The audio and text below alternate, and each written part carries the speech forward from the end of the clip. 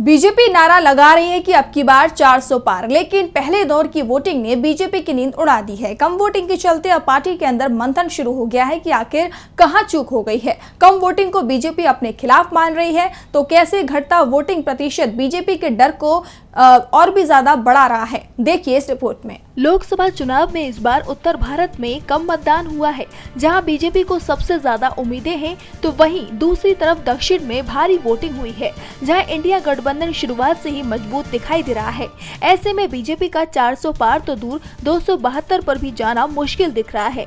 दरअसल पहले दौर की जिन 102 सीटों पर वोटिंग हुई, उसमें उत्तर भारत में हुए कम मतदान ने बीजेपी को डरा दिया है।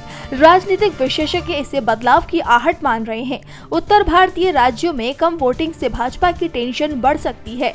दिल्ली यूनिवर्सिटी में प्रोफेसर राजीव रंजन गिरी कहते हैं कि मध्य प्रदेश में 2019 में 75% वोटिंग हुई थी, जो इस बार घटकर 63% रह गई है। वहीं बिहार में 47% वोटिंग हुई, जो पिछली बार 53% के मुकाबले 6% कम है। राजस्थान में इस बार 57.87% वोटिंग हुई है, जो पिछली बार 63.71% के मुकाबले करीब 6% कम है। उत्तर प्रदेश में इस बार जिन सीटों पर मतदान हुआ है, उन सीटों पर 2019 के चुनाव में करीब 67% मतदान हुए थे, वहीं इस बार 59% वोट ही पड़े हैं। इन राज्यों में इतना अंतर किसी भी पार्टी के लिए मुश्किल खड़ी कर सकता है।